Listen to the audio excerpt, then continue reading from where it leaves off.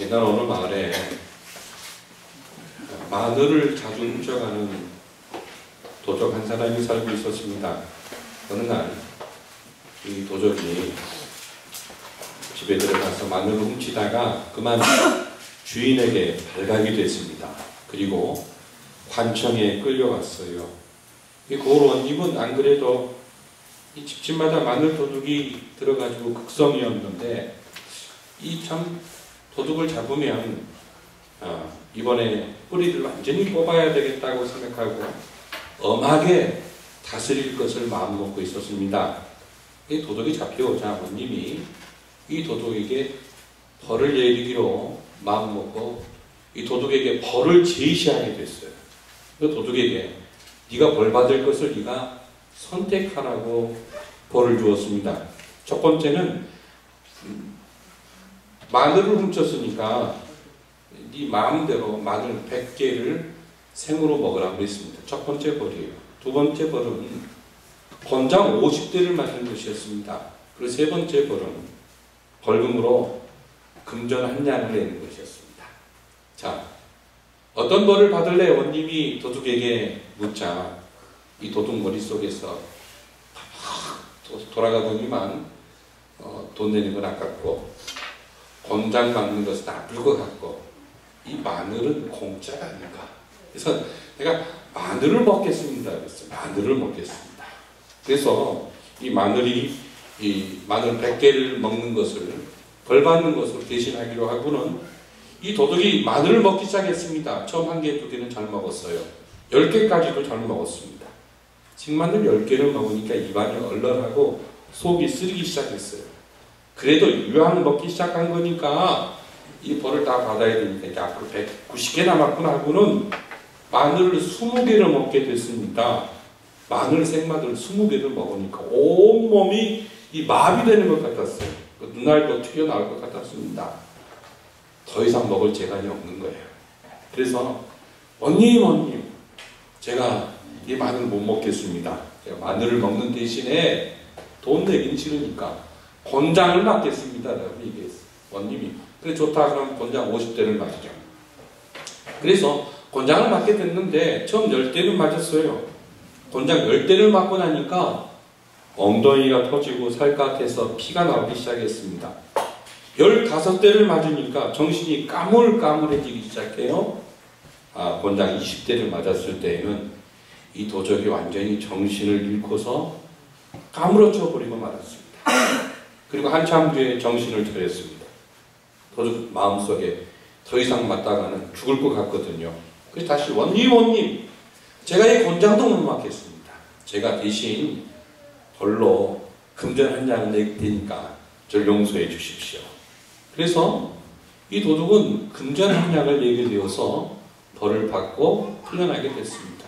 생각해 보십시오. 근데 이 도둑이요 마늘 20개를 생마늘을 먹었어요. 그리고 권장 20대를 맞았습니다. 그리고 금전 한 냥을 벌금으로 냈습니다. 처음부터 선택을 잘 했으면 좋았을 텐데 괜히 처음에 잘못 선택해가지고 3가지 곤욕을 다 치르고 말았습니다. 여기서 주는 교훈이 있습니다. 저와 여러분이 살아가면서 크고 작은 일을 만나게 되는데 그때마다 우리는 기로에 서게 됩니다. 어떤 기로에 서게 되냐면 선택해야 되는 기로에 섭니다.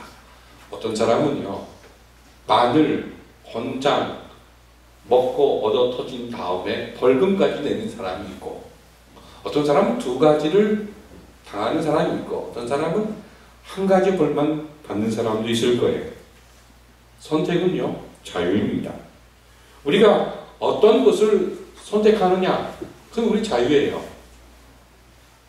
그래서 그 결과는 저와 여러분이 책임을 지는 겁니다. 이 이야기에서 주는 교훈 무슨 일이든지 신중하게 생각하면서 바르게 선택하는 것이 중요하다는 겁니다. 누가복음 9장 51절에서부터 누가복음의 내용은 예수님이 십자가의 마지막 여행길을 가는 데 중심하여 말씀이 쓰여지고 있습니다. 지금 우리는 수개월 동안 이 십자가를 지시기 위한 그리스도의 마지막 여행길에서 생겼던 일들을 저희가 함께 살펴보면서 나누고 있습니다. 오늘 말씀도 마찬가지로 십자가의 그 여정을 향해 가시는 그 여행길에서 어떤 한 사람이 주님께 나와 이런 질문을 하게 됩니다. 23절 말씀에 보시면 23절 다 같이 읽어보실까요? 어떤 사람이 여짜오되 주여 구원을 받는 자가 적으니까 그들에게 이르시되 주여 구원을 받는 자가 적으니까 예수님 구원받을 사람의 숫자가 적습니까? 소수의 사람만 구원받는다는 당신의 가르침이 맞습니까? 이런 질문을 하게 돼요. 자, 왜 이 질문을 하게 되었을까요? 유대인들의 마음속에는 어떤 생각이 있었냐면 이스라엘 전체가 구원받는다라고 하는 강한 선민의식이 있었습니다. 이스라엘은 하나님이 선택하신 백성이기 때문에 이스라엘 백성이면 무조건 구원받는다라고 하는 강한 구원의 자부심을 가지고 살고 있었습니다. 그런데 예수님의 가르침은 그동안 회당에서 가르쳤던 서기관들의 가르침과는 정반대였던 거예요. 구원은 민족적으로 이루어지는 것이 아니라 개인적인 것이고 지극히 영적인 사건이라고 하는 사실을 주님은 여러 차례 가르쳐 주셨습니다. 그리고 이것을 알지 못하면 구원받지 못한다. 그래서 주인의 뜻을 알고 행치 아니하면 주인에게 얻어맞는다라고 하는 것을 말씀하셨고 죄를 헐이라도 다 갚지 아니하면 하나님의 심판을 피할 수 없다고도 말씀하셨으며 망대가 무너진 비유나 포도원에 심겨진 무화과 나무를 통해서 회개하지 않으면 구원받을 수 없다라고 망한다라고까지 말씀하셨습니다. 이 말씀들의 내용 속에 유대인들은 심각하게 고민하지 않을 수 없었어요. 그동안 이스라엘 백성들 전체가 구원받는다고 확신했는데 아니 예수님의 말씀 속에는 회개하지 않으면 구원받을 수 없다. 개인적이라는 말이에요. 민족적 구원을 강조하는 것이 아니라 개인적 구원을 매우 강조했기 때문에 본문에 등장한 이 사람은 궁금증을 가지지 않을 수 없었어요. 그래서 질문한 겁니다.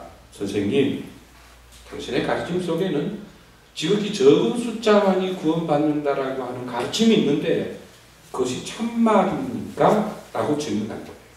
거기에 대한 주님의 대답이 24절에 있는 말씀인데 아마 이 사람의 질문이 여기 예배하는 여러분들 가운데도 굉장히 그 마음을 가지고 사시는 분들이 있을 거예요. 이걸 가장 잘 활용하는 분들이 있는데 그들이 이단들이죠. 이단들이 이렇게 말합니다. 14만 4천 명 하나님이 선택하신 지극히 소수의 사람만이 구원받는다 하는 것을 활용하여 타락한 교회를 공격하죠. 이단들이 행행할 때 특징이 하나가 있는데 그것은 교회가 타락했다는 겁니다. 그리고 어떤 교회의 지도자들이 말할 수 없을 정도로 타락한 시대에 이단이 횡행한다는 거예요.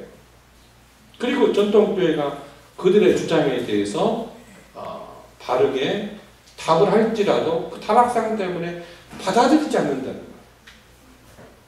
이게 우리 시대의 아주 큰 문제입니다.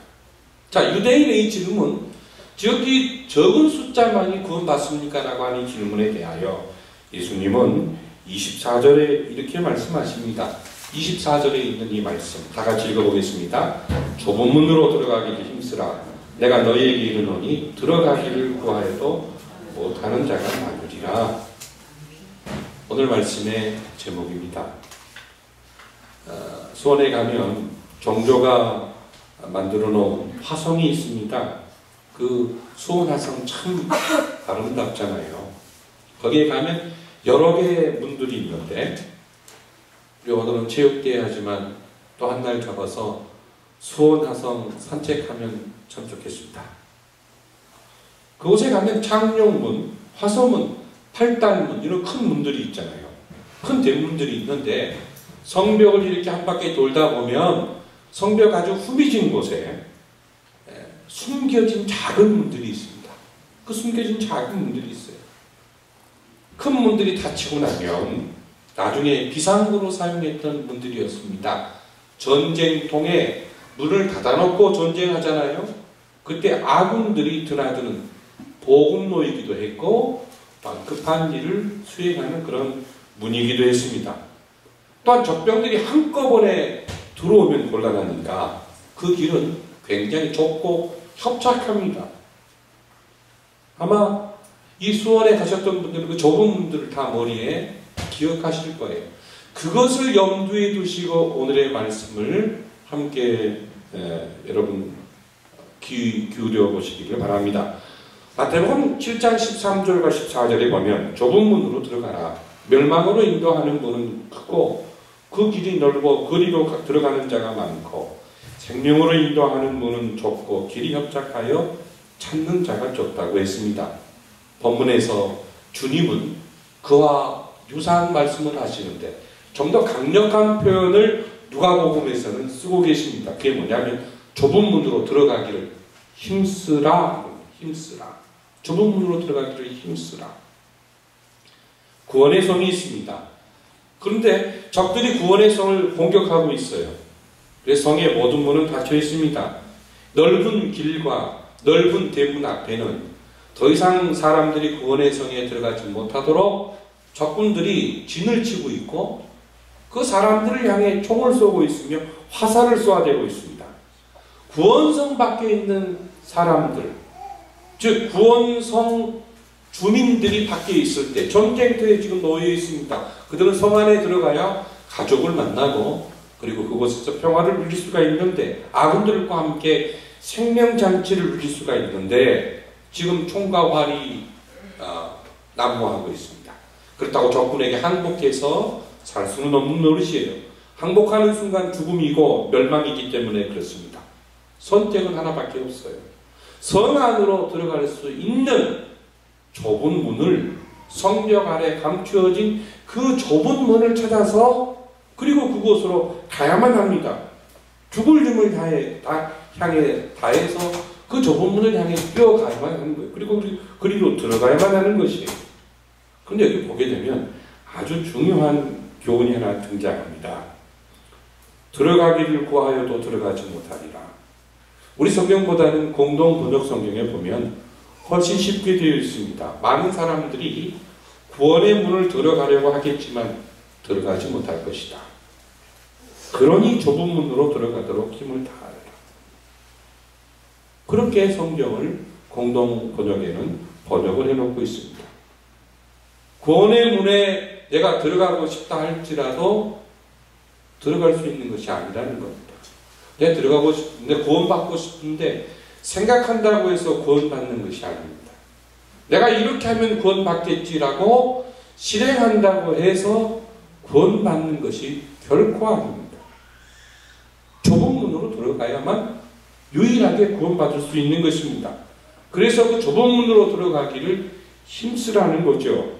그렇다고 해서 힘쓰라고 하는 이 단어가 우리 인간의 노력으로 구원이 쟁취되어진다라고 하는 행위 구원을 강조하는 것은 결코 아닙니다.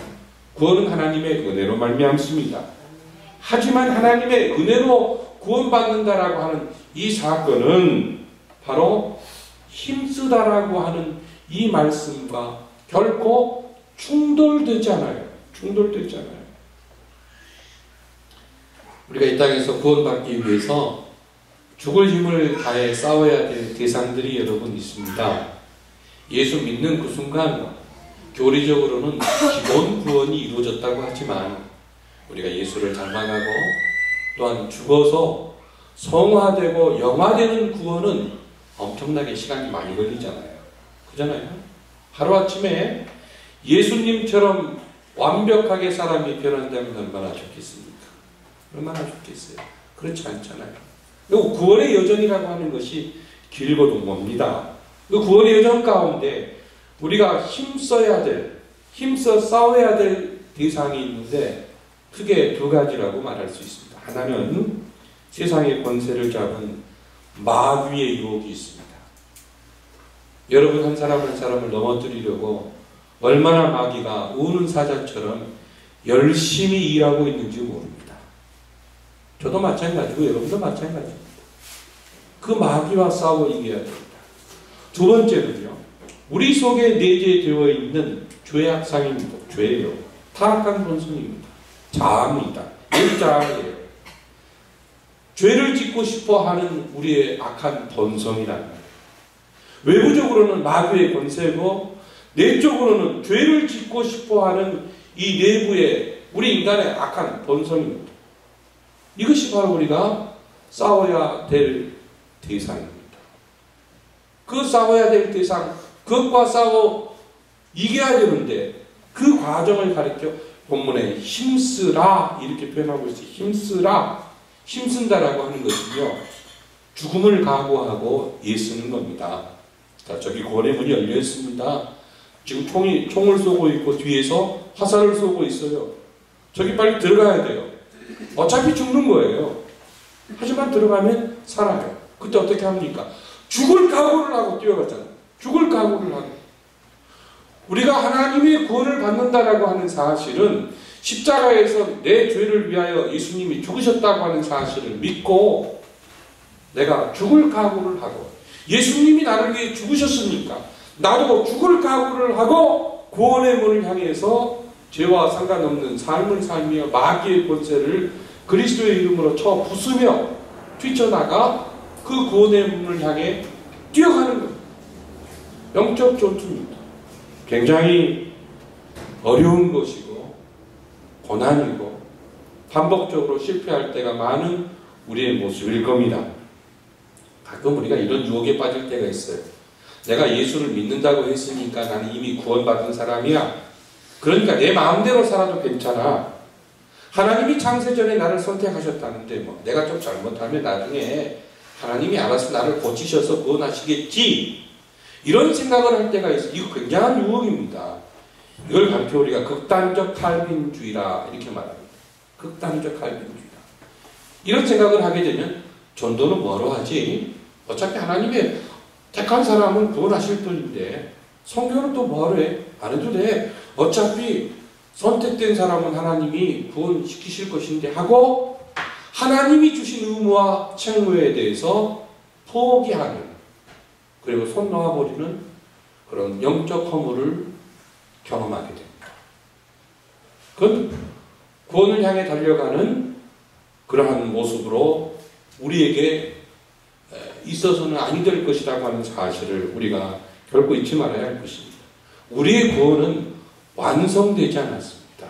그러므로 두렵고 떨림으로 완성해 나가야 되는데 그 두렵고 떨림으로 완성해 나가는 구원의 과정이 힘쓴다는 거예요. 힘쓴다. 힘을 써야 합니다. 어느 회사의 사장이 공초가였습니다. 공초가인데 하루는 나도 그 공초가인데 다른 사람들은 얼마나 공초가인가 이것이 궁금했어요. 그래가지고는 회사 직원들을 모아놓고 여러분들 나는 내 마누라가 무섭네. 나는 공초가네. 그런데 여러분들 중에도 나처럼 마누라가 무섭다고 생각하는 사람은 다 내 편으로 오시게나. 그리고 마누라가 무섭다고 생각하지 않는 회사 직원들은 그쪽에 그냥 서 있게라 그랬어요. 그랬더니요. 사장님이 공초가이고 내 편으로 오라고 그러니 직원들이 어떻게 했어요? 한결같이 다 사장님 편으로 한꺼번에 다 왔습니다. 사장님 저도 공초가예요. 저도 공초가예요. 막 왔습니다. 서로 웃으면서 왔어요. 근데 한쪽에 딱 한 사람이 서 있는 겁니다. 사장님이 그걸 보고 여보게 자네는 마누라가 무섭지 않은 모양이야. 자네 참 훌륭한 남자 같네. 훌륭한 남편 같아. 그랬더니 그 친구 하는 말이 사장님 사실요 오늘 아침 출근할 때 저희 집사람이 말하기를 사람이 많이 모인 데는 절대 가지 말라고 했습니다. 이 공처가의 아내와 비슷한 말씀을 지금 예수님이 본문에서 하시는 겁니다. 좁은 문으로 들어가. 좁은 문으로 들어가기를 힘쓰라. 사람들이 많이 밀려가는 넓은 길로 가지 마라. 왜냐하면 너도 나도 가는 멀려있는 그 넓은 길은 멸망의 길이라는 사실입니다. 그 넓은 문은 멸망의 문이라고 하는 사실이에요. 그럼 좁은 문으로 들어가라는 겁니다. 비록 찾는 사람이 적지만 그 문은 생명으로 인도하는 문이기 때문에 그 문으로 들어가야 한다는 사실입니다. 좁은 문으로 들어가기를 힘쓰라. 이것이 오늘 설교의 제목이거든요. 이 좁은 문은 우선 공간적으로 생각해 볼 참 필요가 있죠. 공간적으로 정말 눈에 보이는 것처럼 좁은 문이에요. 이 좁은 문은 짐을 지고 들어갈 수가 없습니다. 예루살렘에 가면 여러 기념교회들이 있습니다만 특별히 예루살렘에서 몇 킬로 떨어진 베들레헴에 가면 예수님 탄생 기념교회가 있습니다. 그런데 그 베들레헴 예수님 탄생 기념교회에 제가 가게 되었을 때 지금도 잊지 못할 그 인상적인 장면이 있는데, 그 교회를 들어가는 입구가 제가 키가 별로 크지 않잖아요. 제가 이렇게 하고 들어가면 제 머리 다칩니다. 저보다 이렇게 문이 이렇게 얕아요. 고개를 숙이지 않으면 결코 들어갈 수 없는 문이었습니다. 허리를 바짝 굽혀야 됐어요. 그래서 베들레헴 그 탄생 교회를 갈 때 가이드가 이렇게 말합니다. 머리 조심하십시오. 머리 조심하십시오. 그때 그 베들레헴 탄생 교회, 그런 기념 교회이지만 그곳에 들어가서 묵상할 때 이런 생각이 들었습니다. 좁은 문이라고 하는 것은, 공간적으로 좁은 문이라고 하는 것은 고개를 숙여야 하지 않느냐. 겸손히 고개를 숙이지 않고는 들어갈 수 없는 좁은 문. 좁은 문으로 들어가려고 하면 여러 가지 짐을 지고는 갈 수가 없어요. 단촐해야 됩니다. 몸이 단촐해야 돼요. 그래서 좁은 문으로 들어가려고 하는 사람은 무거운 짐들을 내려놓아야 되는데, 교만의 짐, 자존심, 탐욕의 짐, 죄의 짐, 이런 짐들을 내려놓아야만 한다는 사실입니다. 이것이 공간적인 의미에서의 좁은 문으로 들어가라. 좁은 문의 의미라고 생각이 됩니다. 또 한 가지는요. 좁은 문을 우리가 들어갈 때 힘써야 되는 이 믿음의 과정 속에서 시간적 의미로도 이 좁은 문을 생각해 볼 수가 있습니다. 우리가 들어갈 수 있는 시간이 무한정 있지 않아요. 지금 열려 있지만 잠시 후 닫혀지게 됩니다. 구원의 문은 한 번 닫히면 다시는 열리지 않습니다. 25절 말씀부터 27절까지 함께 봉독해 보겠습니다. 25절부터 27절까지 같이 봉독합니다. 집주인이 일어나 문을 한 번 닫은 후에 너희가 밖에 서서 문을 두드리며 주여 열어주소서 하면 그가 대답하여 이르되 나는 너희가 어디에서 온 자인지 알지 못하노라 하니니 그때 너희가 말하되 우리는 주 앞에서 먹고 마셨으며 주는 또한 우리를 길거리에서 가르치셨나이다 하나 그가 너희에게 말하여 이르되 나는 너희가 어디에서 왔는지 알지 못하노라. 행악하는 모든 자들아 나를 떠나가라 하리라. 구원의 문이 한 번 닫히면 다시 열리지 않는다는 거예요. 시간적입니다. 노아가 구원의 방주를 만들고 그와 그 가족들과 짐승들이 다 방주 안으로 들어갔을 때 하나님이 그 구원의 문을 친히 닫으셨습니다. 그러시죠? 그렇죠? 천국으로 들어갈 수 있는 문도 하나님이 시간이 지나면 친히 스스로 닫아버리십니다. 홍수가 일어난다고 했을 때 노아의 가족들 미쳤다라고 조롱하던 사람들이 실제적으로 홍수가 일어나니까 견딜 수 없어서 노아의 강가 앞에 와서 문을 열어달라고 외치며 애걸복걸하게 됐습니다. 근데 그 문은 노아가 닫지 않았습니다. 하나님이 닫으셨거든요. 열려지지 않았습니다. 마지막 때에도 마찬가지라는 사실입니다. 26절 말씀에 보면 그때에 어떤 사람들이 이런 말을 한다는 거예요. 우리가 선생님과 함께 예수님과 함께 먹고 마셨습니다. 또 예수님은 길거리에서 우리를 가르치시지 않았습니까? 그런데 왜 우리가 이곳에 못 들어온다는 말입니까? 자, 26절의 말씀이 그 내용이거든요. 얼마나 무시무시한 말씀입니까? 예수님, 우리가 당신과 함께 먹고 마셨습니다. 우리가 예수의 가르침을 들었던 사람입니다. 그런데 어찌하여 우리가 여기에 들어올 수 없단 말입니까? 따지는 장면이에요. 그때 예수님께서 뭐라고 말씀하십니까? 27절 말씀에 난 너희를 알지 못한다. 외면하고 계십니다. 지금 26절과 27절에 있는 말씀 우리가 예수님의 공생의 가운데 연상해 볼 때 베세다 광야에서 보리떡 5개와 물고기 2마리를 함께 먹었던 사람일 수도 있습니다. 회당에서 그리스도의 가르침을 받았던 어떤 사람일 수도 있어요. 하지만 그들은 단지 구경꾼에 불과했습니다. 우리말에 이런 말이 있죠. 굿이나 보고 떡이나 먹자. 본문의 말씀에 이 지금 26절에 등장하고 있는 사람들은 구경꾼들이에요. 예수의 말씀을 듣고 저 말 참 좋다. 그냥 거기서 끝나는 거예요. 그렇죠? 그리스도께서 떡을 나눠주실 때 기적을 베푸시네. 놀라워. 거기서 끝나는 거예요. 이것이 바로 26절에 있는 사람들의 모습이었습니다. 저런 기적을 베푸다니. 너무 신기해. 저런 말씀을 하시다니. 놀라워. 감동을 했습니다. 그렇지만 그 속에 함께 동참하지 않았습니다.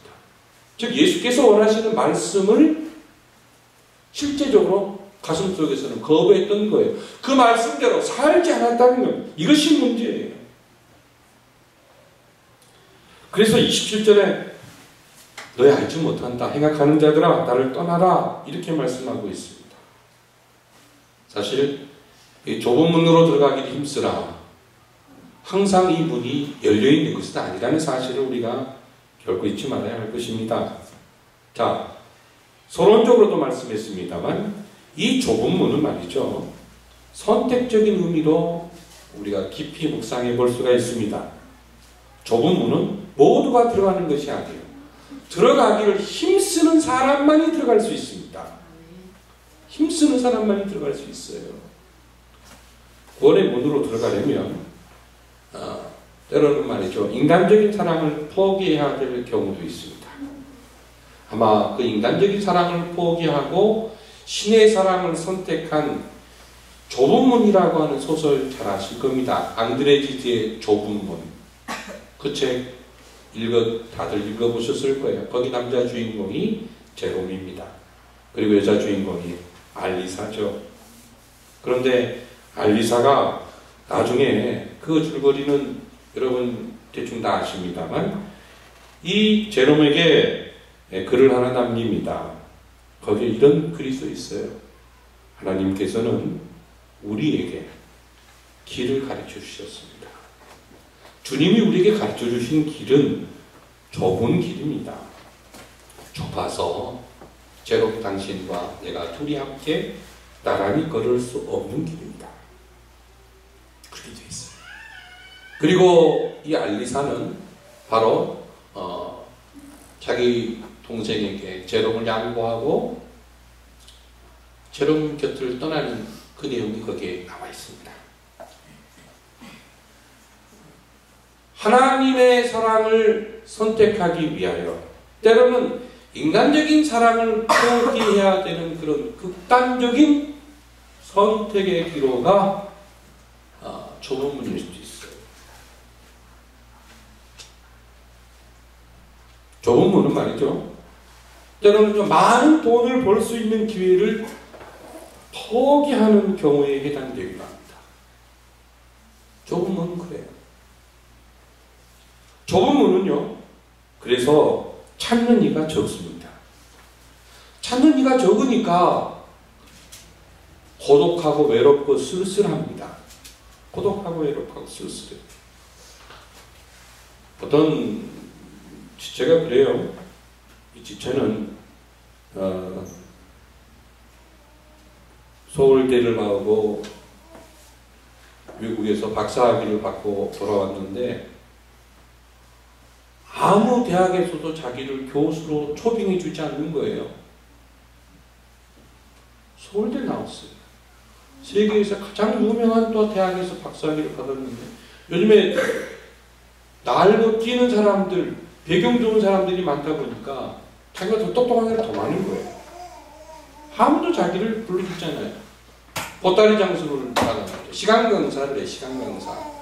시간 강사를 하는데 그것도 500만 원에 45만 원짜리 원룸에서 시간 강사를 하면서 한 달 내내 버는 돈이 150만 원도 안 돼요. 그렇게 살아요. 근데 어느 날 모 대학에서 본인에게 교수 청빙 제의가 들어왔습니다.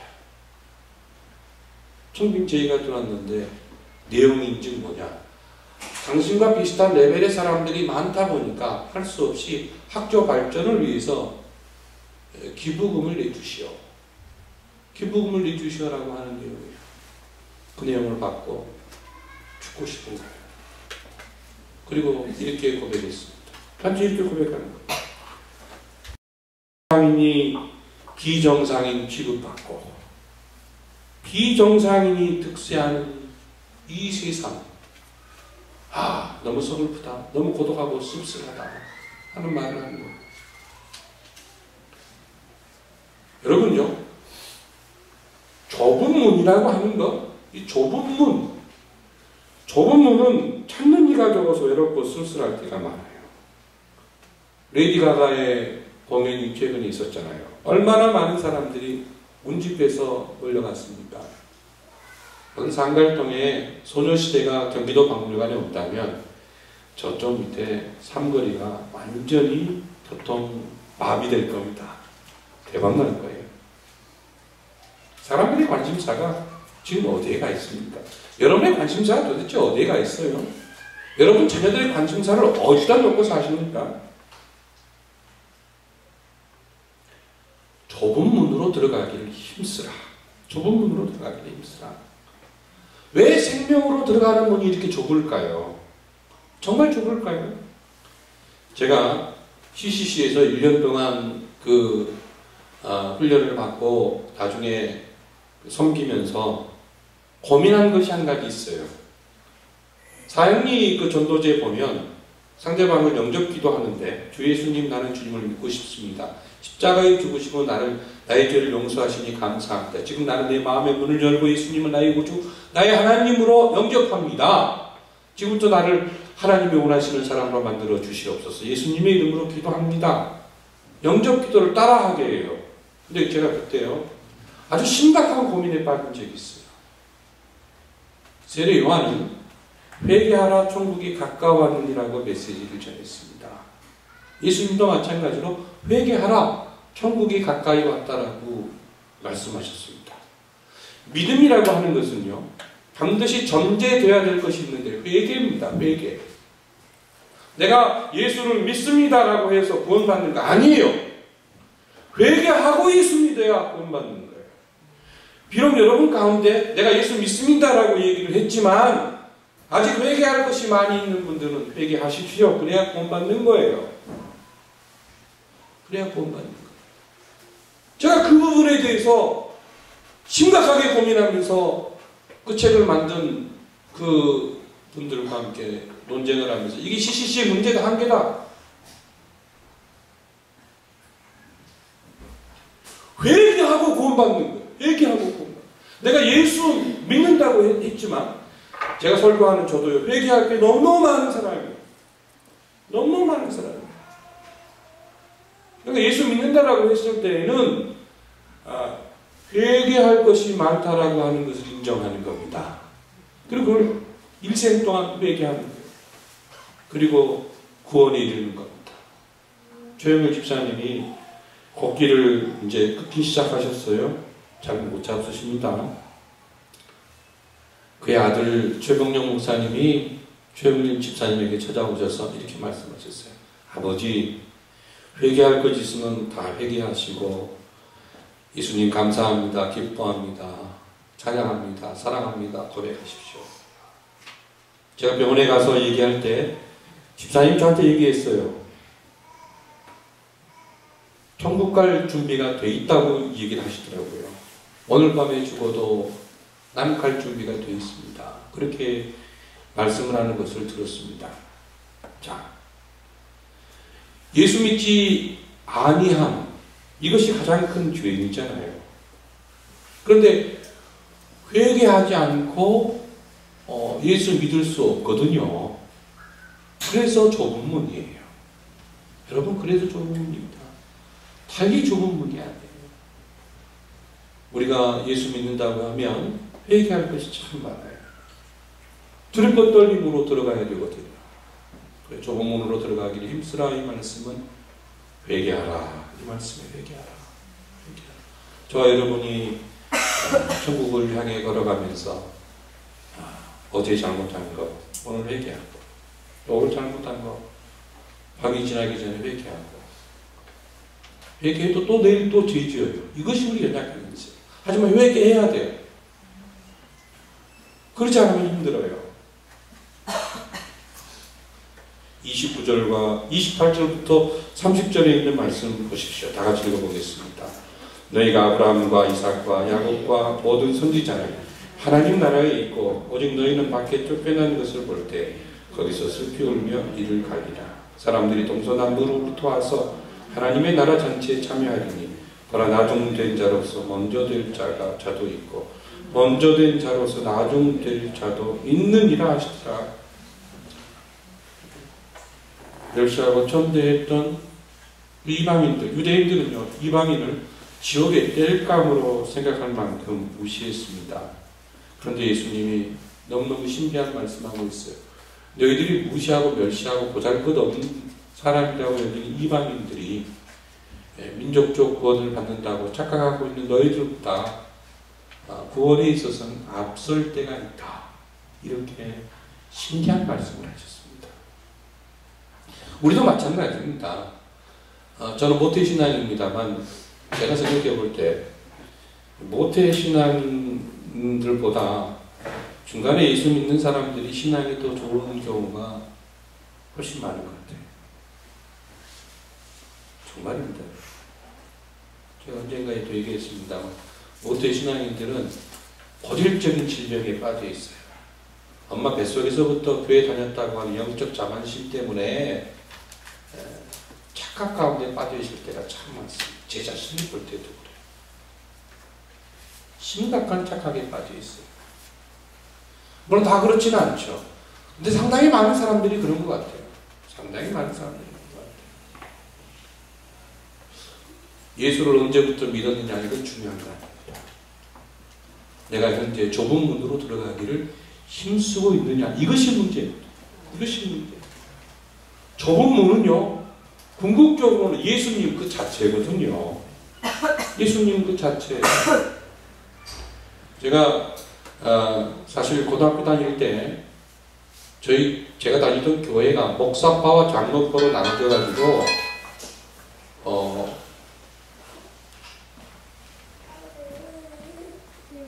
한동안 교회를 안 다녔습니다. 교회 간다고 해놓고는 도산공원에서 놀고 들어갔어요. 저희 어머니 아버지 몰라요. 교회 갔다 오는 줄 알아요. 제가 그렇게 한 6개월 이상을 했어요. 왜요? 담임 목사님도 친구의 아버지예요. 그 반대편에 서 있는 장로님도 친구의 아버지예요. 누구 편을 들겠어요, 제가? 어느 교회를 가라는 말이에요. 이럴 때 영적으로, 신앙적으로 환장하죠, 진짜. 미치죠. 난 교회를 안 가고 있어요. 당황했어요. 나중에는 이제 하도 이게 참 도망칠 수 없어서 나중에 다시 교회를 나가긴 했습니다만, 그런데 어느 날 꿈을 꾸는데 꿈속에서 희한한 막 소리가 들리는 겁니다. 희한한 소리가 들리는데 여러분 이런 경험하지 마세요. 경험하면 안 좋아요. 이상한 막 경험. 그런데 이 음성이 드는 거예요. 내가 문인이 누군지 나로 말미암아 들어가면 구원을 얻고 또는 들어가며 나오며 구원을 얻으리라. 요한복음 10장 9절. 그리고 요한복음 10장의 메시지들이 반복해서 쫙 들리는 그런 경험을 한 적이 있어요. 내가 요한복음 10장, 그 당시 성경도 안 읽었는데 이게 뭔 내용인가 하고 당시에 신학교를 다닌 아버지한테 가서 이런 얘기를 쭉 했더니 야, 그 요한복음 10장의 내용인데 너 예수 안 믿으면 너 죽는다는 얘기다. 너 예수 안 믿으면 너 죽는다는 얘기다. 지금도 그때 그 사건을 잊지 못합니다. 예수 안 믿으면 죽는다. 예수 안 믿으면 죽는다.